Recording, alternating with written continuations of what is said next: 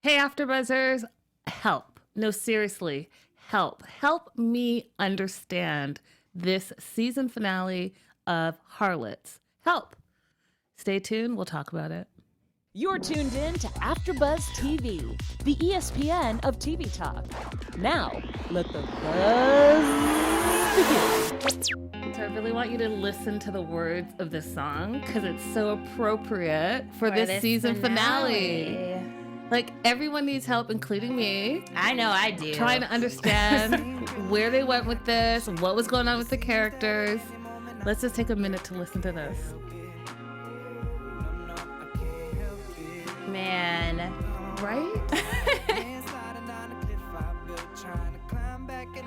Guys. The tone is so fitting. It's so fitting. Great song, great well, I'm going to say I was a little disappointed. I was too. I was too, yeah. Yeah, I was a little disappointed because it definitely wasn't as action-packed as I thought it was going to be. Mm-hmm. And I felt like there were a lot of loose ends, even though it was packed with information. Yes, it did seem like it was so much going on. At the same time, when it was over, I felt lacking. Like, wait, there's but wait, what? Yeah, like I was expecting a lot more action because it's been building so much. They really have. They tricked us. Yeah. Guys, I'm Linda Antwi. We are all about Harlots, and we're just all about Harlots. Help us. Help us, please. What's up, guys? It's Mariel Turner. Yeah, this episode, it was a lot. It was like the roller coaster, you know? And at the end, you get off and you're like, Was it worth it? Was it worth all that? And no, don't get me wrong. I love this show. This season finale just took me in a different direction. So let's just jump right in. Yes. I want to talk about the Wells specifically. So they all kind of banded together in the beginning, as we saw, and they were looking for Margaret. They wanted to give her a proper funeral. And throughout the episode, it wasn't until the very end that we found out, they found out what really happened to her. Mm-hmm. But I thought that little wild goose chase was not necessary. I felt like they could have. I felt like they could have found out earlier. What did you think?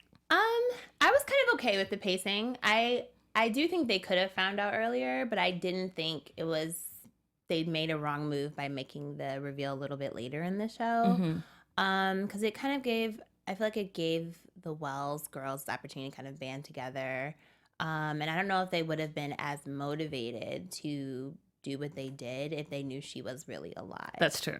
That you know what? That's a really valid point. Yeah. That's absolutely true. Your thirst for revenge is probably really strong if someone kills your mom. Right. And you're grieving and you have all these feelings. Yeah. You're absolutely right. And then Lady Fitz. Oh man. I mean, what I normally like to do, and you guys know this watching our show, is I normally like to go by brothel to brothel to brothel and what's happened. But because all the characters in this last episode were all intertwined, I think that we'll just go through each of the characters. So Lady Fitz, she has her daughter, and then her daughter's taken from her, as we know. And she snitches. Snitches. And the thing that made me so disappointed, guys, was the fact that the episode, the underlying theme, to me at least, felt like there was some girl power. Mm-hmm. They were taking back some of their power. And they were uniting to dethrone this evil, corrupt Brotherhood. Yes. And then, one of the quotes in the show about blood being thicker than water, obviously, that's obviously what happened. She's like, I don't want to see you taken down because you're my brother, but I'm going to turn this great opportunity to have this Brotherhood taken down for my own personal advantage. Yeah. It's so funny because when she first was like, don't take my daughter in the beginning, when Quigley came to take her, I felt like she could have been stronger. No, you're not. I don't care what you say. I don't care what you do. You're not going to take her away. So at first I felt like, why isn't she doing more? And then we cut to the later scenes of her. And then I felt like, why is she telling her brother these things? And on one hand, I understand that she's been raised in this environment where she feels like she has no options. And she may have felt like this was her only option to save her daughter and get her money, which clearly was important to her. But then she said that whole, oh, well, you're my brother, I don't hate you. And I'm like, he's pure evil. He raped you. Yeah, I don't think that was it. I think that what happened was when it came down to Charlotte deciding to help her go to the justice, like she said, and get her inheritance, or Charlotte going to save Lucy. She chose Lucy, which was her blood. And so I think that was the line for Lady Fitz, that she was going to choose her blood as well. So she used the information that Charlotte gave her, thinking that Charlotte thinking that they were all together as one against the brother. And she's like, well, you chose your sister, I'm going to choose my brother. Because there's no other reason for it. There's no other reason. Plus money. Right? She wanted her money. She wanted that house wherever it was. House in the country. I was like, oh, you suck. Yeah, and she actually said, one of the quotes I really liked when Charlotte was telling her, like, oh, I don't think you understand. And she said, I understand very well. You've taught me how to fend for myself, and now you'll see how well I do. And that excited me, because I was like, yeah, she's about to be like, Kung Fu master, gonna get her brother. And then the next scene, like, we see her kind of peeping out the window, looking at her brother like a coward. And it's like, okay, Lady Fitz, you know your brother. You know, at this point, you unfortunately know him intimately. You know that he's evil. Do you really trust him to let you have, you know, the daughter you guys share, to let you have the house, to let you have money? I mean, just because he says, okay, sure. Like, that's no guarantee of anything. Yeah. So, yeah, it was a little disappointing. Yeah, it was a lot disappointing. Let's talk about Sofia a little bit, too. So we got to see Sofia for like a second time in this season. And I thought that the alliance that she was building with her mom was genuine. And then Lydia comes barging in, was able to say, oh, your mom is not stable. Your uncle's worried about you. You've never even met your uncle. You're right. You don't know if he exists. Yeah, and like this random lady, like, why would you leave with the random lady? And I know that she had those two thugs with her, but at the end of the day, like, between her and Lady Fitz, I felt like they should have fought harder, maybe screamed, because they're not in that house, the brothel, alone. Right. So perhaps the ladies, again, had an opportunity to band together instead of not. Yeah, I think these scenes really go to show just how important money and wealth and privilege is to these characters. Yep. Because I think ultimately Sofia said, I'm above the brothel, and I'm a, you know, high class woman, and I should be in high class. And this woman seems like she's offering me what I feel like I deserve. Yeah. So I'm gonna go with her against my mother, everything that she's told me. Yeah. And it just shows really how some people can be about money and status, sadly. When I stopped that scene where Lady Fitz was going to cut the bread and she didn't know how to. Yes. I was like, you can't cut bread, girl. You can't cut bread? For real? I was like, what kind of privileged life is this? And then she said, you know, she's used to other people doing it for her. So you can't cut bread. Clearly not. And then I loved how the harlot at that time was like, yeah, I used to be a servant and I was getting raped. So I decided I was just going to get paid for it if that was going to happen. Exactly. And then, so one of my quotes for the show, and there's a few, but not my quote of the show, but one of the quotes for the show is, so when Charlotte and Violet and Nance are all kind of banding together against Lord Fallon, Charlotte says, the law is ours to enforce, because Justice Hunt is already fired, so there's no legal person in charge. So I thought that was my first feeling, like, okay, the women are gonna take charge, right? That was my it really, it had my hopes up. Let's talk about Justice Hunt since we mentioned him.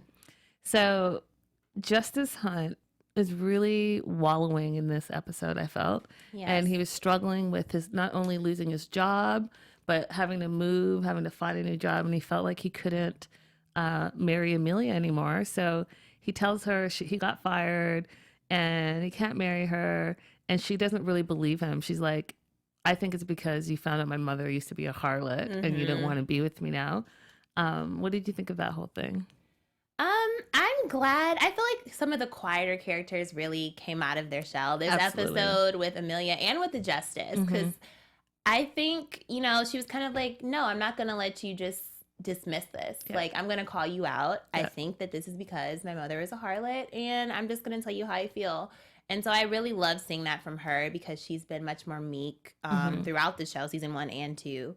And as far as the justice goes, he was kind of all over the place, but I did enjoy some of his feistier moments this episode. And it seemed like he was just kind of letting whatever he thought come out of his mouth. And I enjoyed that. So Lucy finds out. So Lucy goes over to Amelia, and Lucy finds out through Mrs. Scandal and Amelia that her mom is dead, and she didn't know this whole time. So there's a couple of things that were going on with Lucy's character that I thought was interesting. One, that she was now starting to question Lord Fallon by looking at his jacket, finding the blood, then going over to Amelia's and like asking her, do you remember what this guy looked like? And it, you know, she basically said a description of Lord Fallon. Right. So when she found out about her mom, that reaction seemed very genuine to me, like just going crazy, then going drinking, and then wanting pure revenge. Yes. Right? So we get to that point where she wants pure revenge. Lord Fallon comes to kill Amelia for the second time. I loved again how Mrs. Scandal took charge there and was like, cut him in the face. Yes, she's like feeling his face, even though she's blind, she's feeling his face. And she's like, I got this. And then Lucy comes storming in, and Lucy's like, grabs the knife, and she wants to kill him too. I loved it. And then Charlotte came in, and Charlotte said, make him squeal, Lucy, which is another quote of the show for me. It was Lord Littleton, and then he squealed, which I thought was interesting. So Nance comes in, and Nance basically kind of saves him from being killed in that moment, right? Because she's like, we want to get all of them. But what they did manage to do is make him, he was like a snitch, and he snitched on all the Brotherhood. Yeah. He said Lord Liddington was the one that killed Kitty, that I'm blanking on his name for the Lord Fitz. Lord Fitz. Because they called him something else. They called him Blaine. They started calling him Blaine, which confused me for a minute. But I was like, oh, Blaine is Lord Fitz. Okay. And Lord Fitz is the leader of this crazy Brotherhood. And Lydia is the one that provides these virgins to be basically sacrificed and killed. Oh, Jesus. Right? So they now know the main characters that we kind of knew throughout this season. And now they're ready to make their plan because they have enough. They have a full confession, right? They can take Lydia down. They can take Lord Fitz down. And, you know, they already have Lord Fallon. And then,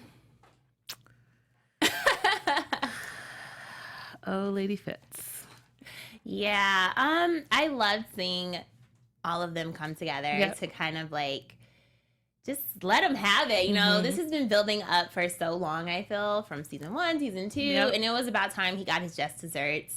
And I was so happy that Lucy finally had some clarity. Yeah. And I was like, yes, girl, like get out of the fog, realize who this man really is. And I love that she kind of had to learn the hard way, you know, when the justice was telling her, well, the reason he's not locked up is because you gave him an alibi, right? You know? Right. And the reason why your mom is dead is also because of you. Right. Because she found out that he was using that against you and your weakness of it with it.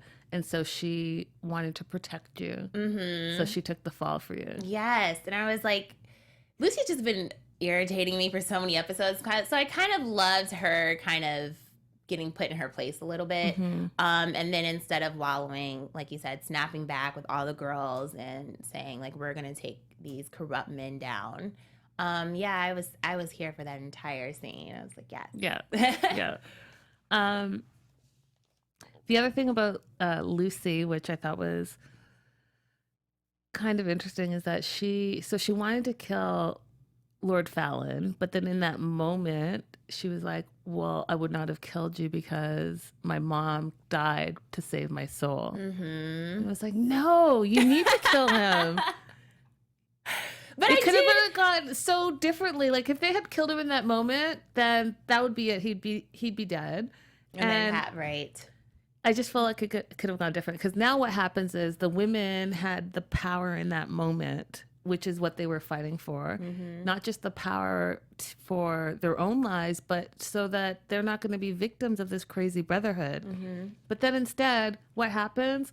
Lord Fitz finds out because of Lady Fitz and comes and rescues him, only to have him sacrifice himself. And when he sacrificed himself and he had a choice of how he died, I thought, see, this is why it was so disappointing. Yeah, I see when he chose the knife, what I first was thinking, and Lord Fitz came up to him, I was like, oh, he's going to stab Lord Fitz and like try to get away. And this is all going to get crazy. Yeah. And instead he really did stab and kill himself, and he signed the confession, and it was just it was very underwhelming. And the confession saying that he was solely responsible, so now all the Brotherhood is untouched. Yeah. That also made me, okay, so we're getting into it a little bit. So that made me upset, and here's why it made me upset, because at the end of the day, and we haven't talked about some of the characters, but we'll get back to them. At the end of the day, you had the three evils, right? So you had Lord Fallon, Lord Fitz, Lord Liddington, and then you had the one woman, right? Why is it that the Brotherhood gets to stay together and then the one woman is caught and she's like in the nut house now and she's never going to get out of that?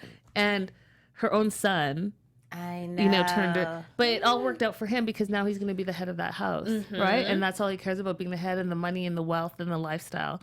But again, when I thought, okay, the women are taking power back for their own lives, it was unfortunate to me that the Brotherhood came out. Yeah. And then even though I've always said Lydia's like a cockroach, right? She always bounces back. I feel like, I don't know for season 3 what's going to happen, but right now it seems like she's not going to bounce back. And it was the woman that got taken down and not the men. Yeah.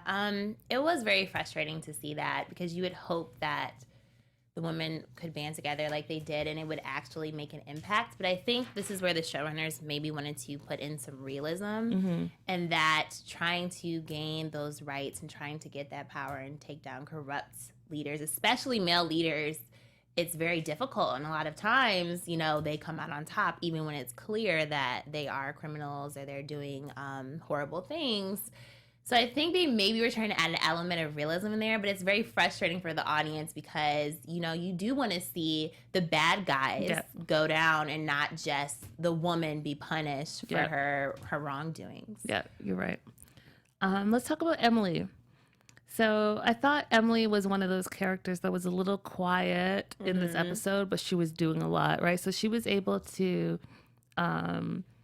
release Abigail the Virgin.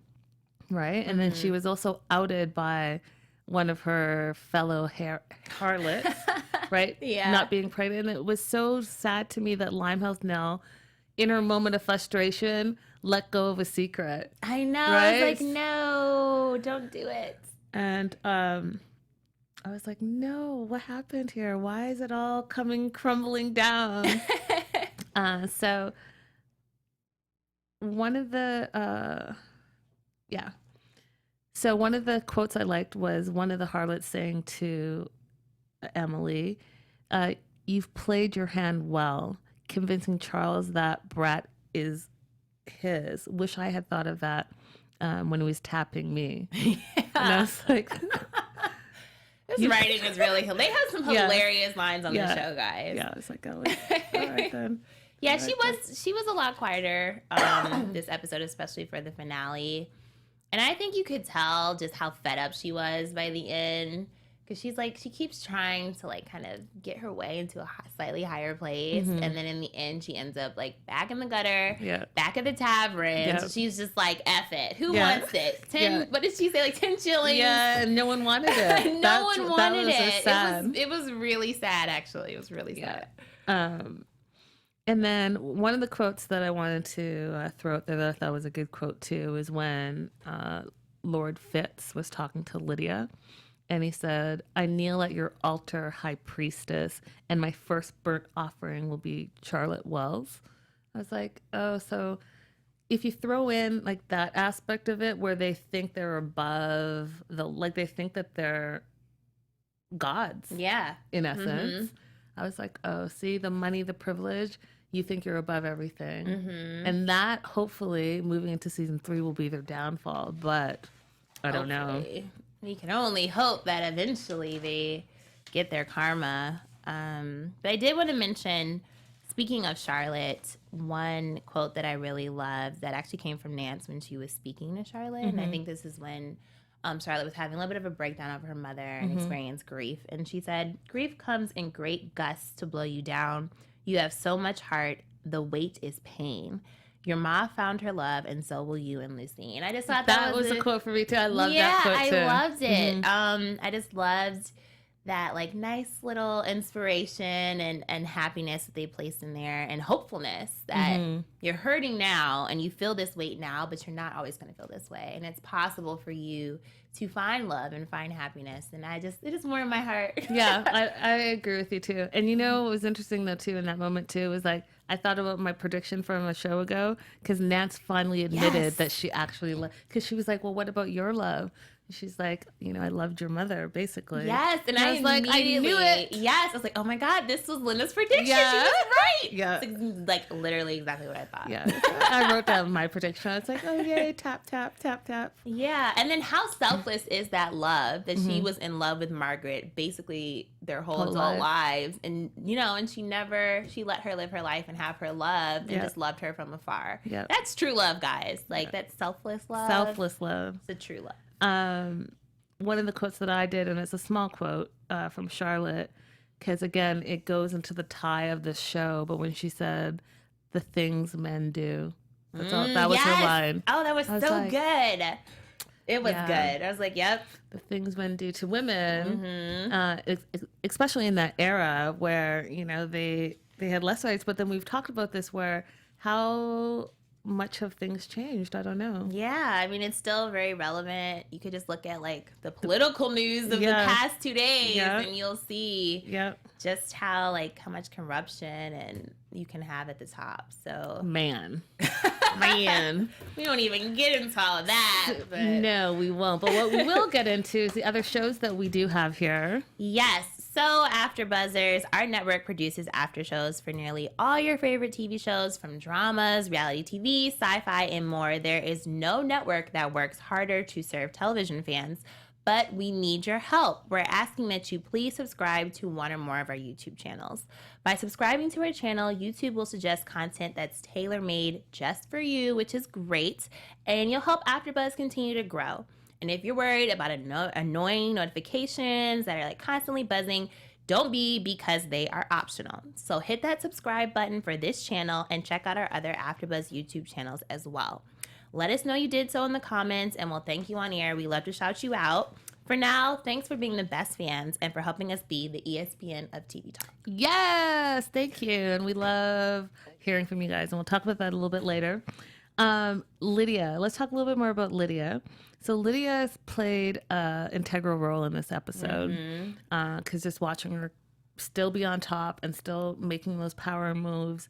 And when Lord Fitz came over to have her find Sofia, she knew exactly where. She thought she knew exactly where Sofia was. Right? Yep. So she shows up at Emily's house and has the wrong black guy, right? Because she right. She's like, this is the wrong black. Yeah, the wrong. She literally said that. She said, and which is one of my quotes. Oh, I'm a fool. It's the wrong black. Of course. I was like, geez, the wrong can't black. Make this Lydia, really? Oh man. Which is so.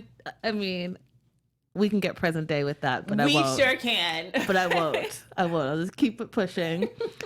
So seeing that, and then seeing Charles turn on her, which was interesting to me. It was like a juxtaposition between, okay, you brought someone's child, or you took someone's child away, and now your child is putting you away. Yeah. Right? And so he didn't want to kill her. He's like, I can't hang her. I get that. But what I was amazed that he actually did was stood up in this episode, because he's such a sloth and he doesn't do anything, and he's so such a mama's boy. Yeah, that he actually physically locked her in a room so she could feel what that felt like, and then locked her in the nut house. Yeah. I mean, for Lydia to be locked in the room, I really loved it because it was a full circle moment. Yeah. How long has she been stealing girls, locking them in rooms in her house and not letting them out? Forever. So it's about time. And then to see him kind of stop being this mama's boy and take a stand and say, like, my mom's evil and I gotta do something about it. Right. And to take a stand for women as well. Yeah. And saying, oh my God, you've been kidnapping virgins and you've been having them killed and all these things that he says he didn't know. Yeah. And he was so shocked by it that he actually had her committed. Yeah. And on the one hand, I was happy to see her finally get, you know, the justice that was coming to her. But on the other hand, there was a part of me that was a little bit like, wow, so all you have to do is have one male person in your family say you're crazy, and you'll be locked up for the rest of your life. That's what we talked about a little bit earlier, right? So the men go unscathed, but the one powerful woman, you know, a man can take her down in a minute. When this whole season, women have been trying to take each other down, but they couldn't do it. And they couldn't, and it happened so quickly. Yeah, it did. Which brings me to what Nance said about Lydia. Don't waste your tears. It's her judgment day. Yeah. It was, like I said, it was a little sad to see her in there. And I mostly felt sad for the other women in there. Because while they were showing her in the loony bin, they showed other women there. And my mind just wondering, like, I wonder what their stories are. And, you know, what male member of their family put them in there. And are they really crazy? Or were they just trying to be independent or do something else that the male frowned upon? Right.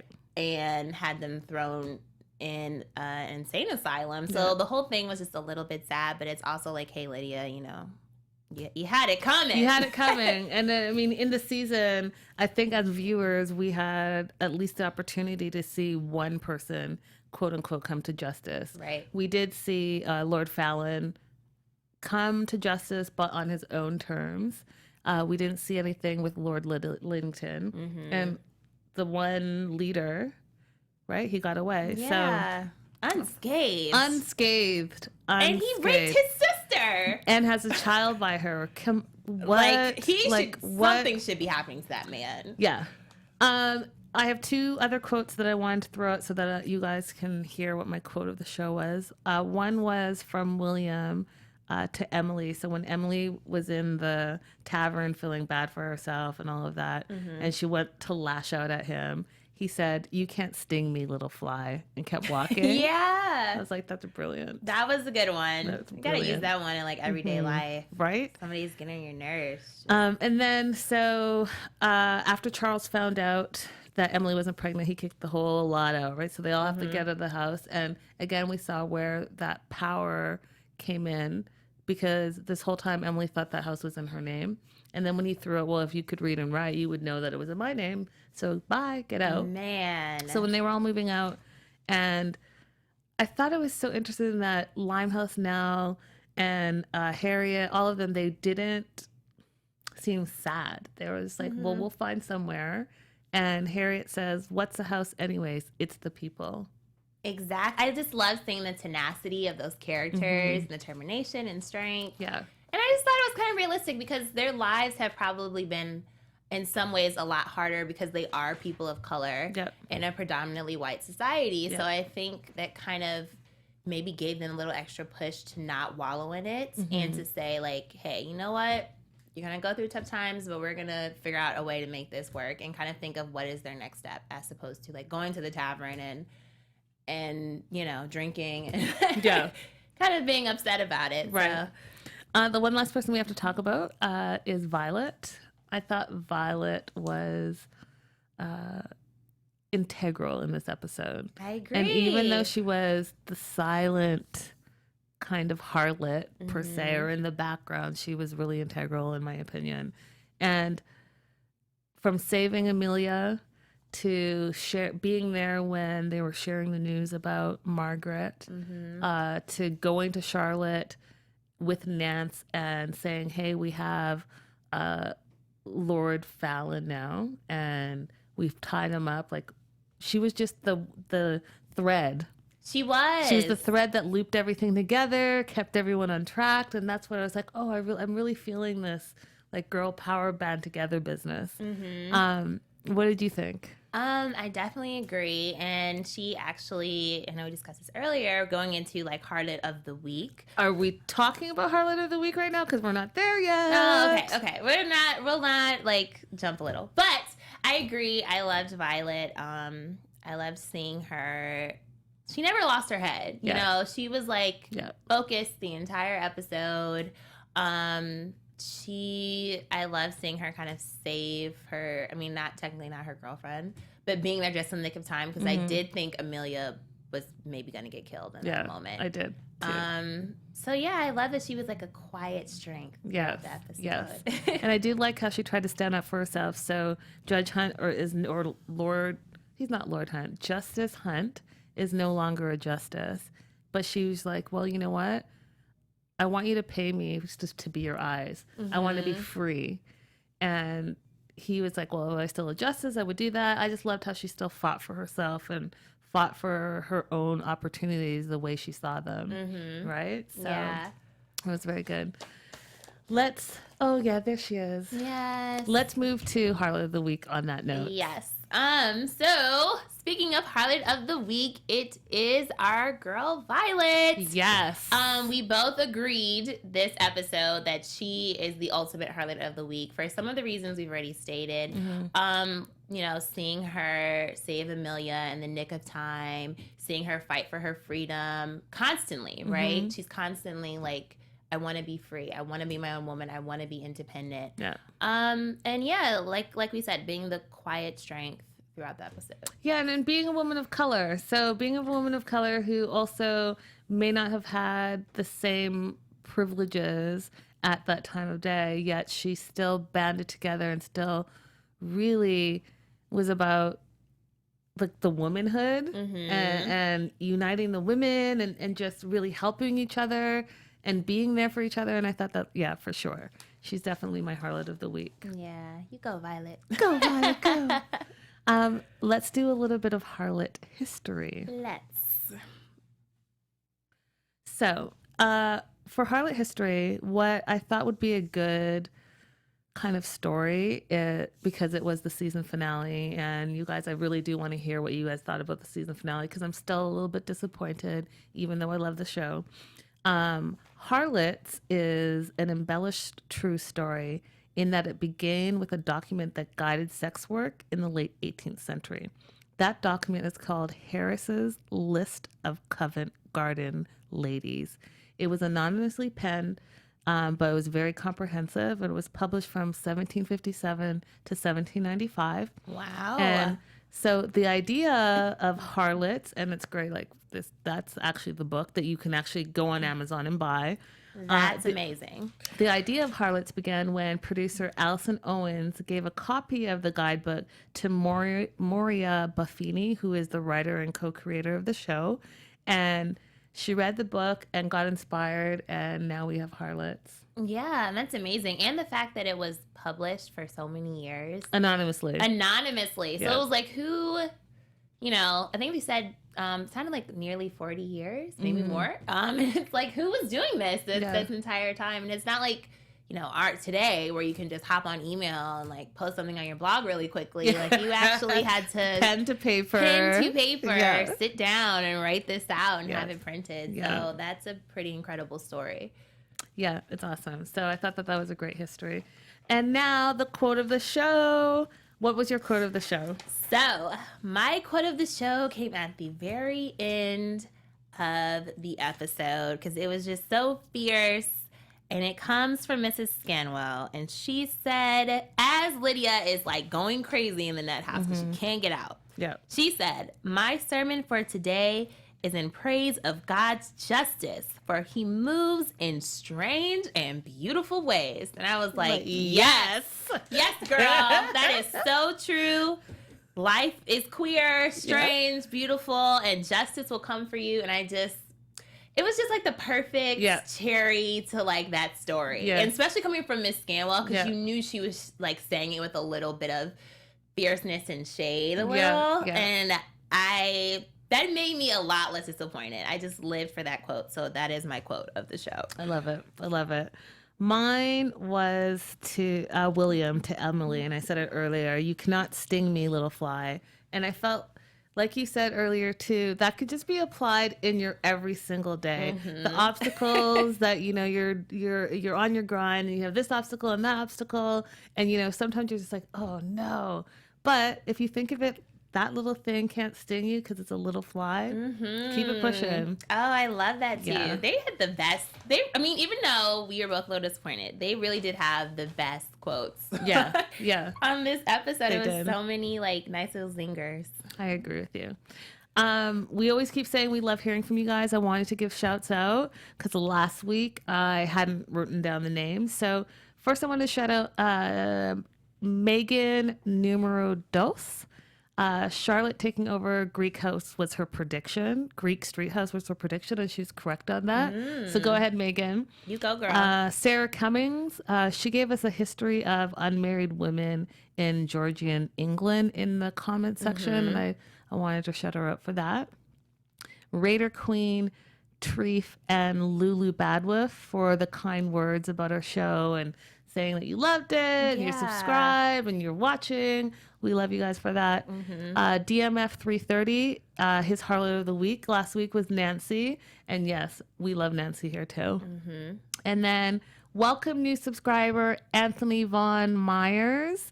We're so glad to have you. We're sad that the season has ended, but we will be back next season. Yes. And then Amberly Brooks and Bookworm Surfer for just your insightful comments. You had so many great comments, and we tried to get to all of them, but I wanted to definitely give you a shout out. Yeah, thanks so much, guys. We really appreciate it. We definitely read all of the comments. And yeah, you guys say some really great stuff, like things I did not know, and like lots of nice compliments. So thanks, guys. Love you guys. Let's get into predictions for season 3. And will there be a season 3? Will there be a season 3? All right, what are your predictions? I predict there will be a season 3. It hasn't been announced yet, but I'm fingers crossed that it will. Although I do kind of feel like maybe the finale ended in a way that they might just end it. But we're going to hope for a season 3. In which case, I think that Margaret is coming back from the Americas because we didn't see her at all this episode. And I just can't imagine Harlot's continuing without her. So I think that she's going to eventually find her way back to England. I don't know how or when. It may be the very last episode of season 3, but I do think she'll be back. I think Lydia's getting out of the nut house. I just can't see her being in there the entire season. I don't know, again, how she's going to make her way out, but she's like you said, she's like a little cockroach. She always comes back. So she'll find a way to win. I do think Lord Fitz will eventually fall because the bad guy normally falls eventually. I just think it takes a long time, and we're going to see the repercussions of Lord Fallon taking the fall from that kind of play out, and hopefully Lord Fitz will get his just desserts. I think Lady Fitz is going to have a rude awakening in season 3, that she's really not going to be getting all the things that she was promised, and she's also going to have to deal with the repercussions of ratting out the sisterhood and causing all of this to happen. And yeah, that's what I got. Those are great predictions. I predict that Charlotte is going to run the Greek house, and she's going to run it with fierceness. Now that she knows that her mom is quote unquote, safe, she's not dead. She's going to go after not only Lady Fitz with fire and fury, but her brother as well. And I think that that's going to be the new battle for season 3, but it's going to be more of a dangerous battle because you've got a ruthless killer Spartan with money, but you also have a girl with heart and a sisterhood, and she thought Lady Fitz was part of that sisterhood, but money and blood, I guess, was more important to her. So I think we're going to see that. I think Charles is going to come into his own running that house, and he's going to be used to the power and the privilege. And I think that for season 3, at least for a lot of it, I think we're going to see Lydia in the nut house for a long time before she gets out. If she gets out, she's going to get out. Come on, guys. She's going to get out. But I think we're going to see her in the nut house, and I think that she's going to see women in a different light because up until this point, we've only seen her care about herself as a woman and no one else. And even though she thought she cared about Charlotte, she was manipulating Charlotte to be and do what she wanted. So I think in that house environment, she's gonna have to actually make real, albeit crazy friendships. She's gonna have to make some allies there, and it's gonna change the way she sees things.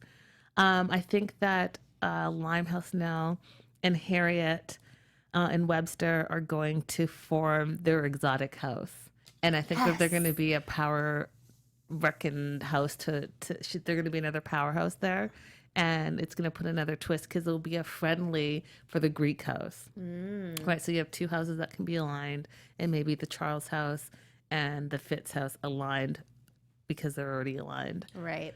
And then for Lucy, I don't know where Lucy goes from here, to be honest. So my prediction is that she's going to fall in line with Charlotte, but I think she's a little unstable still. Yes. And even though her mom's not dead, I think that the fact that she thought she was is going to keep her like wanting more revenge. Yeah.